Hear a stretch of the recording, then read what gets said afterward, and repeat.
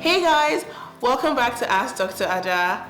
It's been such a good experience having you all comment on all the videos that I've been putting out. Really appreciate all the love and support and encouragement, and please keep watching, keep liking, subscribing, and keep following me on Instagram and also here on YouTube. On this new video, as the title shows, we're going to talk about the top 10 myths about babies. So these are myths that if you as a new mom, you may have heard, you may have done yourself, and today I'm going to debunk all of them. I'm sorry. These myths are no longer accepted in the medical community and are no longer actually recommended. So let's get right into them. Number 1, water. Oh my God, it's really hot outside and your baby needs to drink water.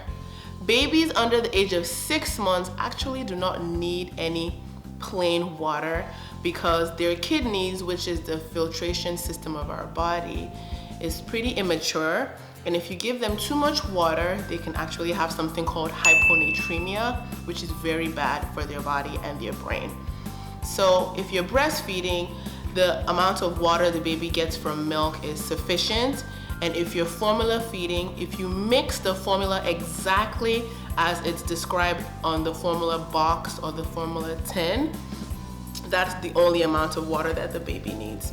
So don't give babies plain water. They don't need water if it's hot outside. They don't need water if they're coughing.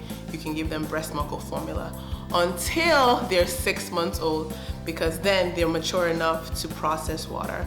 Around 6 months, they start eating solids in the form of baby foods, and with those baby foods, they can also have water. But before 6 months, water is a no-no. Number 2, the baby walker. So I'm gonna put in a picture here, maybe a video, but we all know the walkers. Growing up, we probably had walkers as babies or infants, and you probably may have gotten a walker for your registry, or someone gave you a walker as a gift.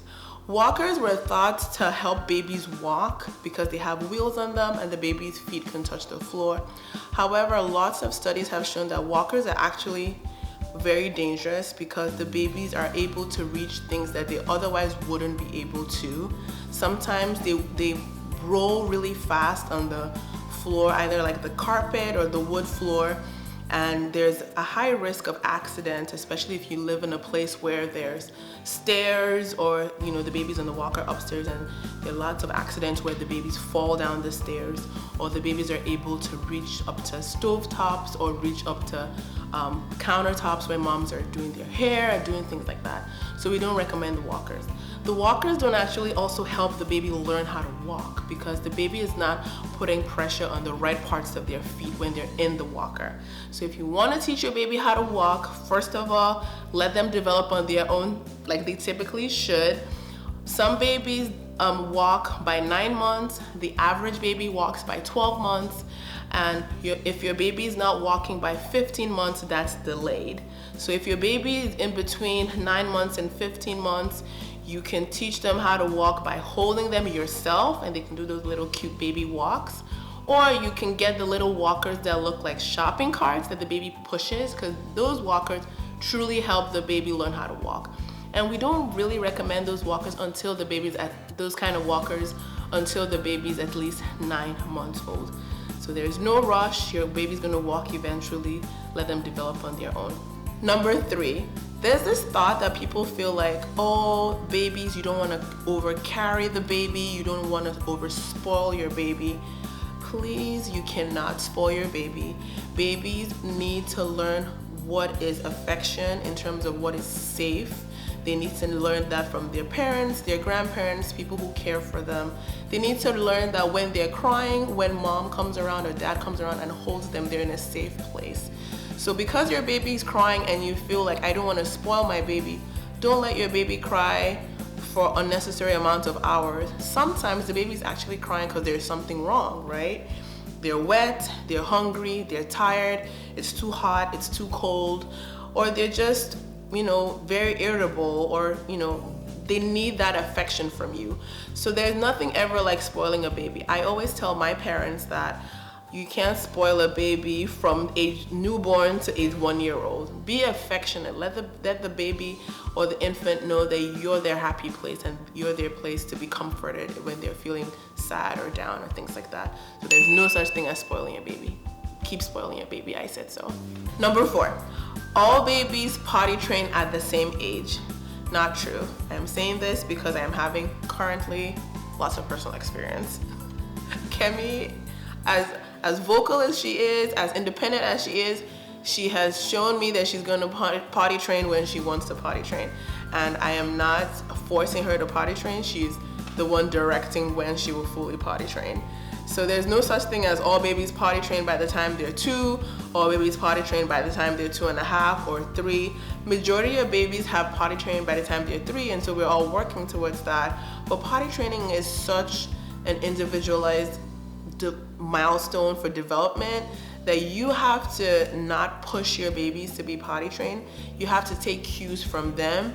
And some babies will wear diapers and pull-ups and then one day just say, I don't want this anymore.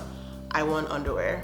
So that's your baby. But if you have a child like Kemi, that's mine, who decides when she wants to do things and she will not potty train when you think you want her to potty train, that's okay too. Don't beat yourself up about that. You're not a bad parent. Every child establishes these milestones at different times, so that's okay.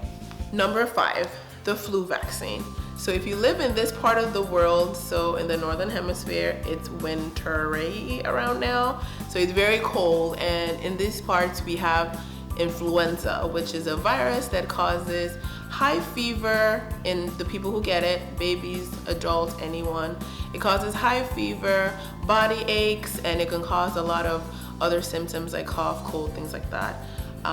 The earliest a baby can get the flu shot is 6 months old, and we strongly encourage the flu vaccine for kids under the to start getting it, especially kids under the age of 2, for pregnant people like myself and old people, because these 3 groups are the groups that get the sickest if they get the flu.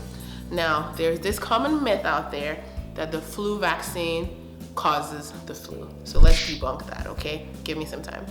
When you get the flu shot tells your body there's a tiny piece of the flu virus itself in the flu shot that kind of excites your body to create antibodies. So antibodies are the fighter cells in your body that prepare for when you get exposed to the true flu virus.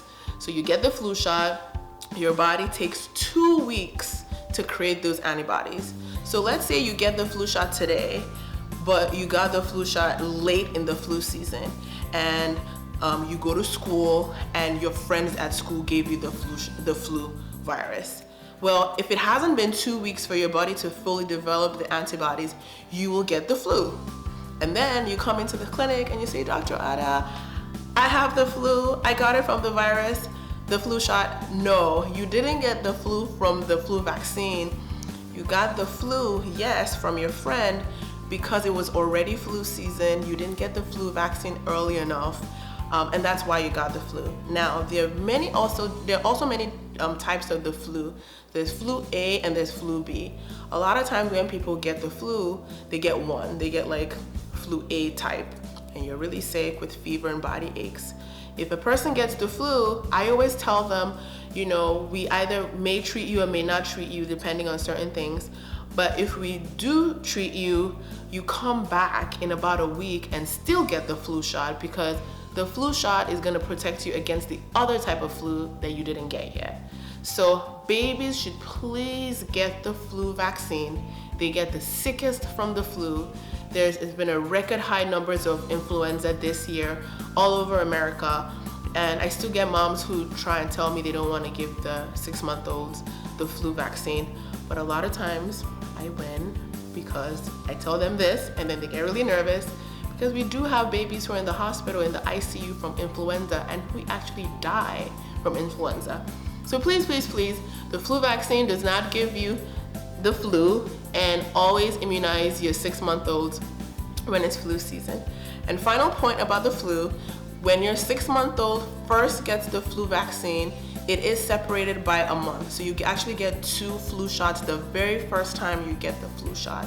So if your 6-month-old comes for a checkup and they get the flu shot today, they still have to come back 1 month from today to get the second, kind of like the second booster of the flu shot, and then they're fully covered for the whole flu season.